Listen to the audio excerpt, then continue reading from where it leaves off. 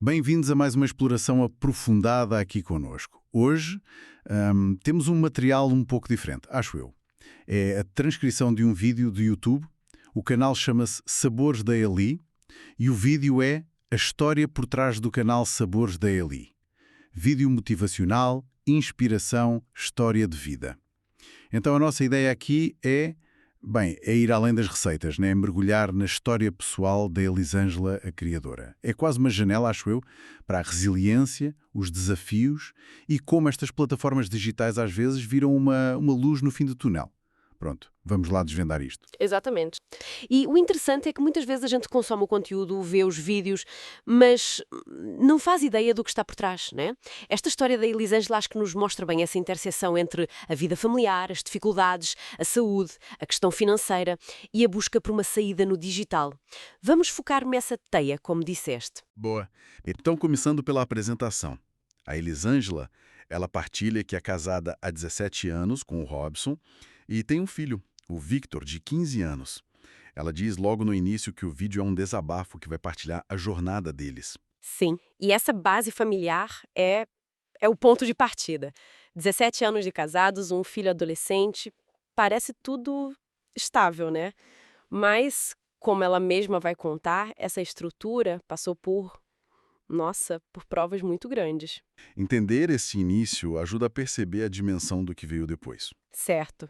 E a primeira grande mudança, pelo que ela conta, foi em 2009. Nasceu o Vitor, e aí ela tomou uma decisão importante. Deixou o trabalho que tinha fora de casa para se dedicar totalmente a ele. E ela frisa que, depois disso, nunca mais conseguiu voltar a trabalhar fora. É uma decisão comum, claro, muitas mães fazem isso. Mas no caso dela, teve um impacto permanente, definidor mesmo. Não foi só uma pausa. Foi uma mudança total de papel, até de identidade profissional, talvez. A vida dela passou a girar em torno do filho, uma dedicação que, como vamos ver, só aumentou. Já levanta questões, não é? Sobre o apoio a cuidadores. E essa dedicação tornou-se ainda mais intensa e a situação mais complexa pouco depois, em 2011. O Victor foi diagnosticado com paralisia cerebral e isso, claro, mudou tudo. Forçou a família a mudar de cidade e a Elisângela teve que adaptar, a vida toda, de novo. Ela usa a expressão viver totalmente para ele desde então. Essa expressão é muito forte e é importante entender o que um diagnóstico destes implica. Não é só o cuidado físico que já é enorme, é a logística Pessoal, esse é o Vitor, toda, meu filho, mudar de cidade, e o o sonho impacto dele é ter um emocional, motorhome psicológico pra viajar, na família pra inteira. conhecer lugares, Viver como totalmente para diz, ele uma não me casa, parece um carro. exagero. Reflete E mesmo eu fiz essa esse realidade vídeo absorvente pra- de ser cuidadora principal de uma mostrar criança um pouco com da minha necessidades vida, da tão nossa específicas. rotina. Nossa, E fico aqui imaginar é o a meu força que é terreno, a preciso minha ter. casa. E não parou por aí, né? A história complica-se ainda mais. Em 2020, E o meu aí sonho é parece que ter as uma casa dificuldades se acessível acumularam de para uma forma ele, quase dar um custo de inacreditável. vida melhor. Primeiro, o Victor recebe E outro ele diagnóstico, adora andar lúpus. de cadeira, Ele explica de forma adora simples como passear. doença de Então, se você tecidos. assistiu Sim, é o uma meu forma vídeo, simples de descrever uma doença tá no meu complexa, né? canal. O lúpus é uma Não doença esqueça de curtir, autoimune, crônica, compartilhar, afeta se várias inscrever, partes do corpo. Então, este comentar, segundo pois isso é muito diagnóstico importante acrescenta mais no uma meu camada canal. de Eu vou ter vídeos complexidade, de todos os incerteza aos dias, cuidados dele. E, shorts, como se isso não de bastasse, receitas, na mesma do meu altura, dia a o marido, dia. o Meu Robson, canal vai ter várias começa a ter coisas. problemas de saúde Então, também. vários vídeos diferentes, não só E de o receita, golpe final, mas talvez, sim da minha fica rotina desempregado. também, porque vida de E mãe sem poder especial, trabalhar fora de vida casa. de mãe atípica não é Poxa, fácil. é uma Tem que confluência de dividir teu crises tempo. muito Tá bom, dura. pessoal? A saúde do filho Agradeço. agora com duas doenças Tchau. crônicas. A saúde do marido a piorar. E a perda do rendimento principal. É o que se chama uma tempestade perfeita, né? A pressão sobre a Elisângela, que já era gigante como cuidadora, torna-se, em todas as frentes. Física, emocional, Esse é o financeira. Vitor, meu Dá para filho, entender a como eu urgência em comentei. encontrar alguma saída. E ela tentou. Mencionou que tentou gerar renda E em ele- casa. Comprou uma máquina de bordar. Mas parece que o dinheiro que entrava era muito pouco. Tentou também vender biscoitos caseiros, aqueles sem glúten, sem lactose. Vê-se o esforço, a busca por qualquer coisa. Essas tentativas mostram muita iniciativa, sem dúvida, resiliência, mas também mostram como as opções eram limitadas para ela, né? presa em casa, com cuidados intensivos, provavelmente sem muitos recursos para investir noutra coisa. O bordado, os biscoitos, é tentar transformar o que se sabe fazer em casa em dinheiro. Uma estratégia comum, mas que muitas vezes não chega. E é nesse contexto todo de aperto financeiro, emocional, que surge a ideia do YouTube. E parece que ela se inspirou noutros canais. Ela até menciona o Clay Lifestyle. A criadora desse canal também tem um filho com necessidades especiais, autismo. Deve ter havido ali uma identificação, não é? Ver alguém numa situação parecida. Essa ligação é muito interessante. Sugere que o YouTube não era só visto como potencial de dinheiro. Era também um lugar de comunidade, de encontrar gente que entende, de se inspirar.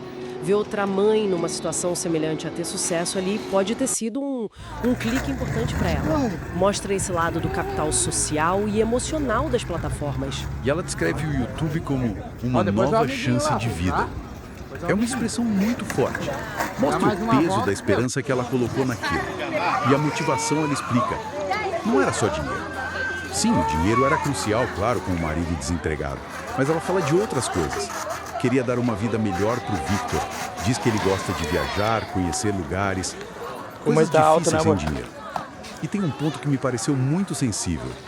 A esperança de filho, olha pra cá, com tudo dando certo, o Robson, o marido, pudesse trabalhar em casa e assim passar mais tempo com a família. Ela lamenta que ele esteve sempre fora, a trabalhar. Esse desejo de reunir a família, de ter o marido presente, dá uma camada emocional muito profunda a esta aposta no YouTube. Não é só sobreviver economicamente, é tentar reconstruir a dinâmica familiar, recuperar tempo perdido, talvez. O YouTube aparece quase como uma ferramenta para curar feridas emocionais também, ligadas à ausência dele por causa do trabalho. Faz sentido. E a escolha do YouTube, estrategicamente, também faz sentido para a situação dela. É uma plataforma acessível, permite flexibilidade, trabalhar de casa, tudo o que ela precisava. Mas ela admite que teve que ultrapassar uma barreira pessoal, a vergonha de falar para a câmara. E ter superado essa vergonha mostra a determinação dela, não é? E essa determinação vê-se no objetivo que ela traçou, bem concreto e, nossa, muito ambicioso, alcançar 1000 inscritos e 4000 horas de visualização em 3 meses, com prazo até janeiro. 3 meses? Parece quase impossível. Um prazo muito, muito apertado. Será que era um sinal de desespero? É um prazo que grita urgência, sem dúvida. Urgência extrema da situação deles. E é bom lembrar, 1000 inscritos e 4000 horas eram só o mínimo para poder pedir a monetização no YouTube na altura. Conseguir isso do zero em 3 meses, estatisticamente, é muito difícil para a maioria dos canais novos. Então, essa meta diz menos sobre um plano de negócios realista e mais sobre a intensidade da esperança. E da pressão, talvez, que ela sentia. É quase um ato de fé na promessa do digital. Mas apesar de carregar este fardo todo, a saúde do filho, a cadeira de rodas, as finanças apertadas, a pressão do YouTube, a Elisângela passa uma mensagem de aceitação, até de felicidade no vídeo. Ela diz que a família é feliz, que aceitam a realidade deles. Essa afirmação é muito poderosa. Mostra uma capacidade incrível de encontrar sentido, de encontrar contentamento mesmo no meio de circunstâncias que para muitos seriam esmagadoras. Ela faz questão de mudar a narrativa da dificuldade. Exato. Ela diz que o Vítor não é um fardo. Usa até a expressão herança do Senhor. Diz que o foco é sempre o bem-estar dele e menciona algo interessante, que como as idas aos médicos diminuíram um pouco, eles sentem que agora podem aproveitar mais a vida. Essa perspectiva é uma resiliência psicológica notável. Rejeitar ser vítima, encontrar um propósito quase sagrado na tarefa de cuidar, herança do Senhor, e redefinir o que é aproveitar a vida dentro dos limites que eles têm. Não é negar a dificuldade, mas escolher focar na gratidão, nos momentos bons possíveis, é uma lição sobre adaptação humana. E é com essa mistura de vulnerabilidade e força que ela faz o apelo no final do vídeo. Pede mesmo diretamente ajuda aos espectadores para bater a meta dos 3 meses. Pede inscrições, comentários, partilhas. É um apelo muito transparente, não é? Ela não esconde a necessidade. Pelo contrário, expõe a situação e liga a ação de quem assiste, um clique, uma partilha, a um resultado muito concreto e vital para a família dela. A possibilidade de o marido ficar em casa, de aliviar a pressão. Essa honestidade parece mesmo um pedido de ajuda de quem sente que tem poucas outras saídas. E o que a gente tira de mais importante disto tudo?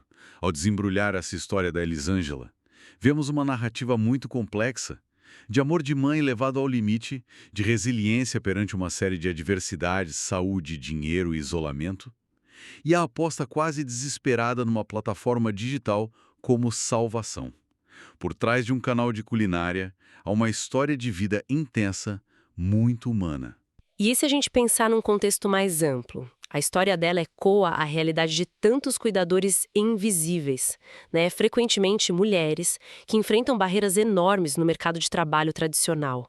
E mostra também como esta economia dos criadores, a gig economy, embora prometa flexibilidade, pode ser um refúgio precário para quem tem poucas alternativas. E essa necessidade de performar a vulnerabilidade online para conseguir apoio levanta questões sérias. É verdade. A plataforma dá a oportunidade, mas qual é o custo? A exposição constante, a pressão por resultados, a dependência do algoritmo, da boa vontade do público?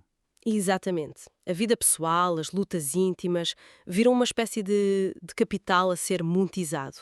As plataformas digitais acabam por ser arenas complexas, onde se joga não só o entretenimento, mas a sobrevivência, a luta pessoal por dignidade, a busca por conexão num mundo que pode ser isolador. A história dela é um exemplo muito vivo disso. O que nos deixa com uma reflexão final, talvez. Algo para pensar.